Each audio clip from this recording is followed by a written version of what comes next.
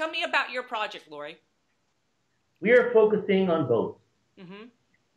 Close to 100,000 fishermen lost their boats from the last storm. Many of them are small-scale, artisanal, very poor fishermen.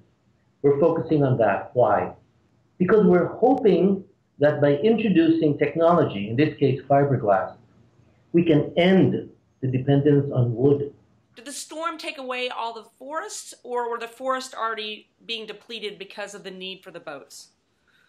You know, we have been cutting down our forest in the Philippines for the last 60 years. Nothing to be proud of. 100 years ago, 110 years ago actually, we had 22 million hectares of forest. Old growth, mostly. Today, we have 500,000 hectares of old growth. Wow. Wow, that's a huge change. Huge. So the fiberglass boats, are they going to be, where are they going to be made, and when are they going to be introduced into the communities? First of all, we're bringing in training. So we have trainers going in, tell them, this is how you build a boat. Second, we're bringing in materials, kits.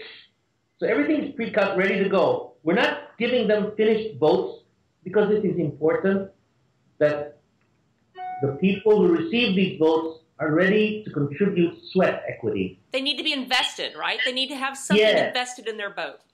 Yes. And why?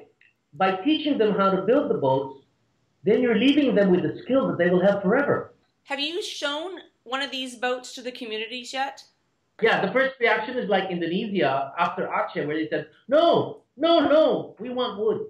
So what one NGO did is they took the decision makers, the leaders, the influencers in the community and said, let us take you to a place where they're using fiberglass and see for yourself. So they went there, and the first thing they said, hey, it's so light.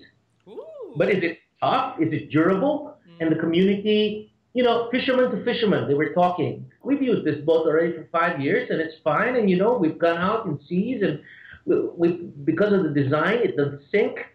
And in a typhoon, you just take out the outriggers. It's so light, you bring it inshore, and you don't lose it. Let me just play devil's advocate. Somebody's going to watch this video, and they're going to say, hey, we're talking about a fiberglass boat, and you got a typhoon. How is a boat like this really going to survive a typhoon like the one that just hit?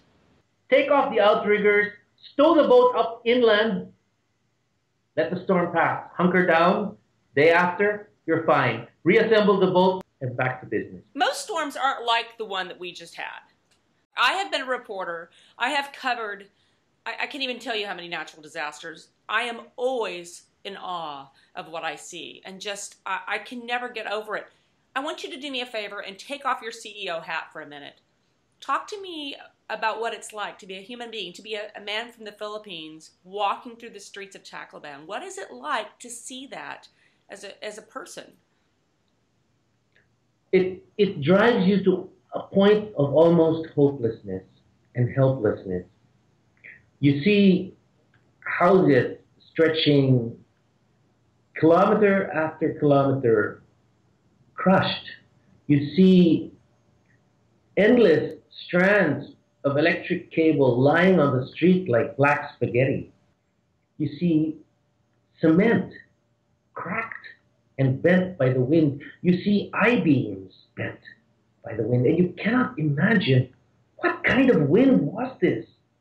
Help people understand what that smell is like, because it still lingers, doesn't it? It was a mix of smells that can only be described by words that are rough. It was the smell of filth. It was the smell of death. You know, up to now, they're still finding 3 bodies a day, 3 or 4 bodies a day. November 8th, my gosh, it's February. They're still finding bodies every day. We have no idea. I think nobody will ever know how many people have actually died. You see, people trying very hard to bring back a semblance of normalcy, and yet the hum of generators brings you home every time, makes you realize that no, things are not normal. So you rise up, you rise up. We have to be individually resilient and rise up and say, no, We have changed the world before. We're going to do it again. You have to look at it that way. We must go beyond the hour. We must do things beyond simply turning off our lights. We must do tangibles that will turn on the future.